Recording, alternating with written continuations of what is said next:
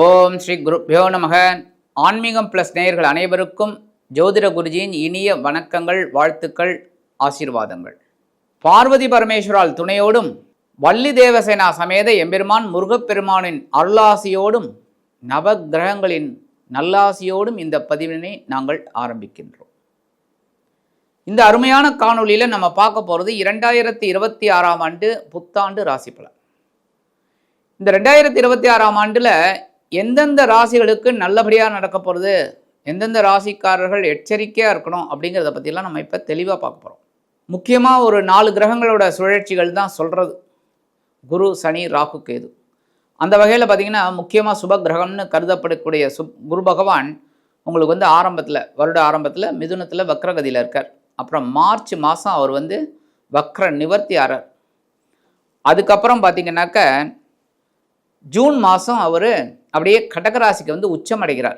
அதுக்கப்புறம் பார்த்திங்கன்னா அவரே அதிசாரமாக சிம்மராசிக்கு வர்றார் நவம்பர் மாதம். டிசம்பர் மாதம் அங்கேயே வக்ரம் ஆகிறார்.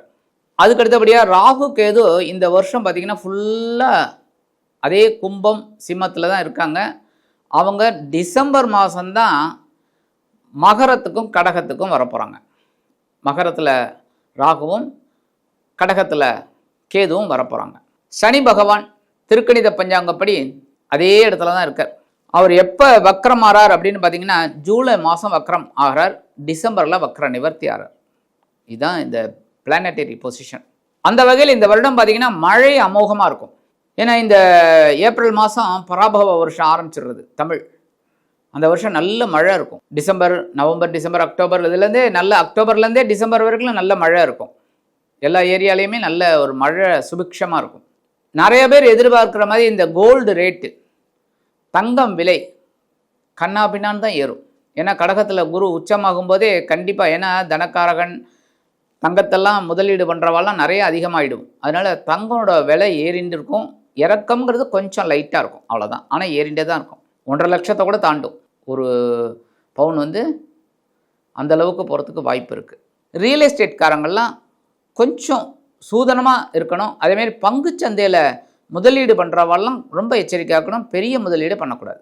அந்த வகையில் இந்த 2026ஆம் ஆண்டு அப்படிங்கும்போதே நாட்டில் ஆன்மீகம் தழைத்தோங்கும். நிறைய அரசியல் மாற்றங்கள் இருக்கும்.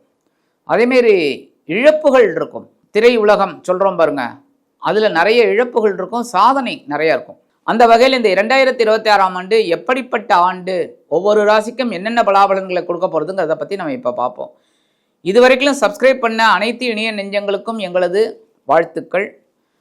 அதே சமயம் சப்ஸ்கிரைப் பண்ணாதவங்க சப்ஸ்கிரைப் பண்ணிக்கோங்க, லைக் பண்ணுங்கள், ஷேர் பண்ணுங்கள், கமெண்ட் பண்ணுங்கள். இது எங்களுக்கு உத்வேகத்தை கொடுக்கும். நிறைய பதிவுகளை நாங்கள் உங்களுக்கு போடலாம்.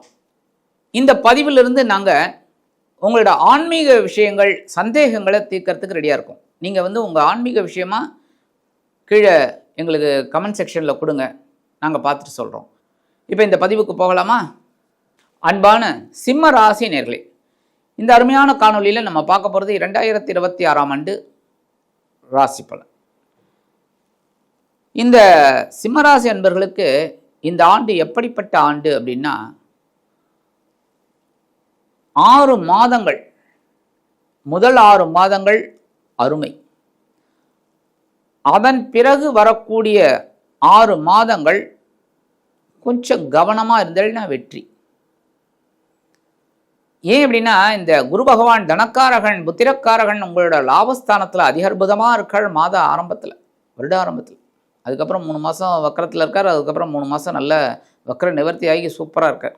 அற்புதமாக அந்த 6 மாதம் உங்களுக்கு நல்ல முன்னேற்றம், பொருளாதாரம் எல்லாத்துலேயும். அதுக்கப்புறம் அவர் அப்படியே ராசி மாதிரி உங்களோட விரயஸ்தானத்துக்கு வந்துடுறார். அதுக்கடுத்து அப்படியே அதிசாரமாக ஜென்மராசிக்கு வரப்போகிறார். ஸோ இந்த சிம்மராசி அன்பர்களுக்கு 50-50. பொருளாதாரம் அப்படின்னாலும் அதே தான், 50-50. எப்படின்னா 6 மாதங்கள் உங்களை அப்படியே உயர்த்தி விட்டுருவார். நீங்கள் நினச்சி கூட பார்க்க மாட்டீங்க. ஆனால் உழைப்பீங்க. என்றைக்குமே ஒன்று வச்சுக்கோங்க, உழைச்சா தான் காசு, உழைக்கலைன்னா காசு கிடையாது. ஆக உழைப்பீங்க. அந்த உழைப்பு உங்களுக்கு டபுளாக கிடைக்கும். டே நைட்டாக வேலை செய்வீங்க, டபுள் இன்கம் கிடைக்கும், நல்ல ஏற்றத்தை கொடுப்பார். அடுத்த 6 மாதங்கள் கொஞ்சம் கவனமாக இருக்கணும். உத்தியோகத்தில் கவனமாக இருக்கணும், வேலையிலெல்லாம் கவனமாக இருக்கணும். அப்போ தான் பொருளாதாரம் கரெக்டாக இருக்கும் உங்களுக்கு. அடுத்தபடியாக உடல் ஆரோக்கியம். ஜூனுக்கு மேலே கொஞ்சம் கவனம் எடுத்துக்கோங்க.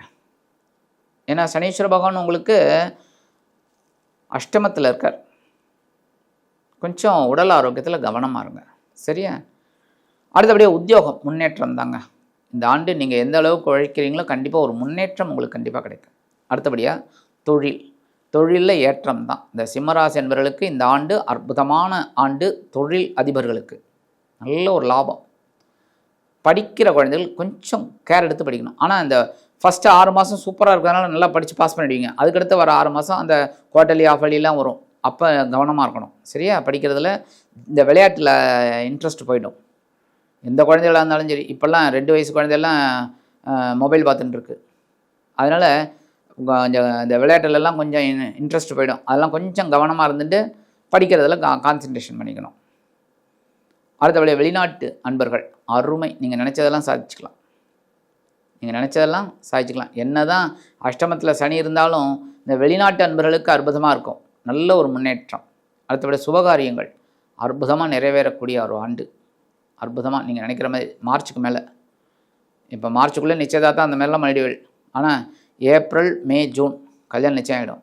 அதுக்கப்புறம் பார்த்திங்கன்னா ஜூலை, ஆகஸ்ட், செப்டம்பர், அக்டோபர் அடிதூள். அதுவும் ரொம்ப அற்புதம். ஏன்னா 12ஆம் இடத்துல வரப்போகிறார். சுபகாரியத்தை ஏற்படுத்தி கொடுத்துருவார்.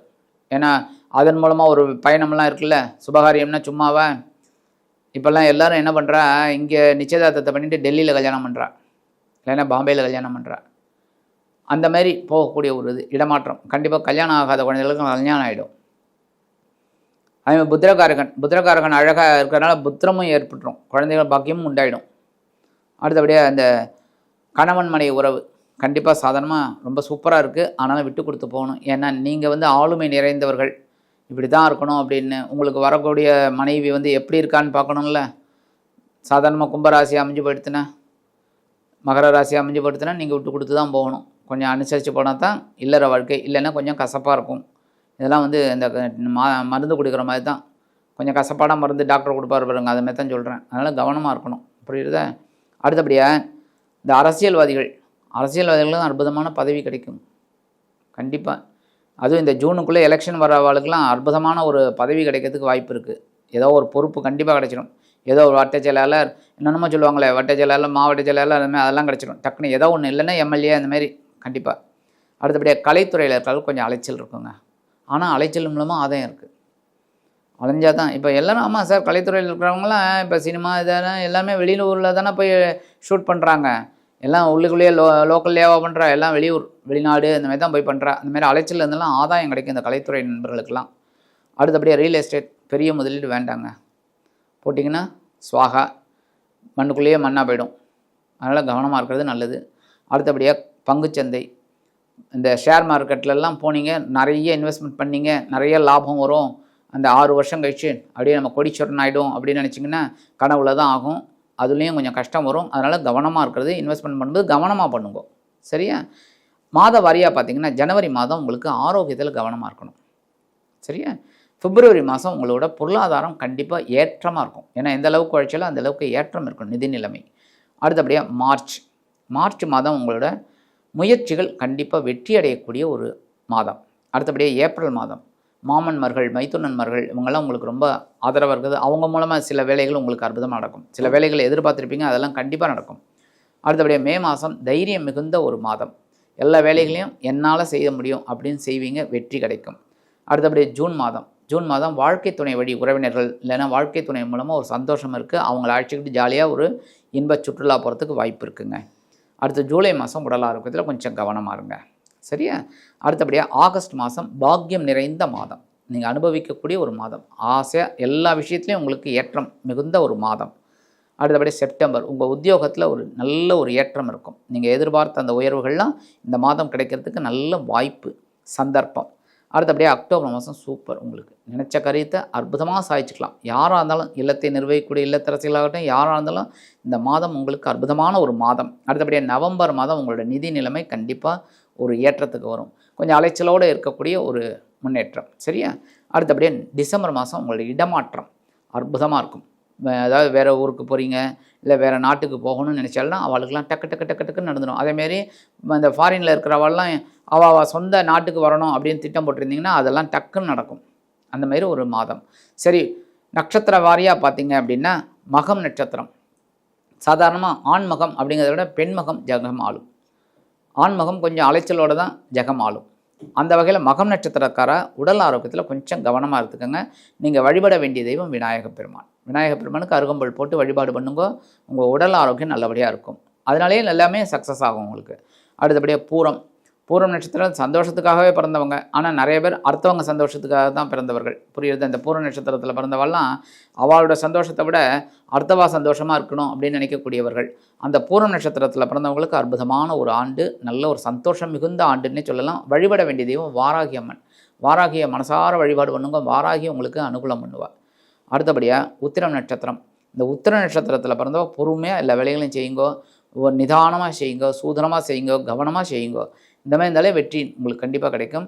நீங்கள் வழிபட வேண்டிய தெய்வம் காலபைரவர். காலபைரவரை வழிபாடு பண்ண உங்களுக்கு பெரிய மாற்றம் கண்டிப்பாக கிடைக்கும். ஆக வந்து சிம்மராசி அன்பர்கள் வழிபட வேண்டிய தெய்வம் சிவபெருமான். ஒட்டுமொத்தமாக சொல்லணும்னா வழிபட வேண்டிய தெய்வம் சிவபெருமான். சிவபெருமானுக்கு இந்த அபிஷேகத்துக்கு, ஆராதனைக்கு இதெல்லாம் கொடுக்கறது, இந்த பொருட்கள் வாங்கி கொடுக்குறது ரொம்ப விசேஷம். பால், பன்னீர், இந்த தயிர், அந்த மாதிரிலாம் வாங்கி கொடுக்குறது, இளநீர் இதெல்லாம் வாங்கி கொடுக்கலாம். அதேமாரி இந்த பொருட்கள், இந்த ஆராதனை பொருட்கள், பழங்கள் இதெல்லாம் வாங்கி கொடுக்குறது ரொம்ப விசேஷம். ஆக இந்த சின்ன இதெல்லாம் பண்ணிங்கனாலே இந்த 2026ஆம் ஆண்டு உங்களுக்கு அதி அற்புதமான ஒரு ஆண்டாக கண்டிப்பாக அமையும் என்று கூறி விடைபெறுகிறேன். நன்றி, வணக்கம். மீண்டும் ஒரு அருமையான காணொளியில் உங்களை அற்புதமாக சந்திக்கிறேன். வாழ்த்துக்கள். வாழ்க வளமுடன்.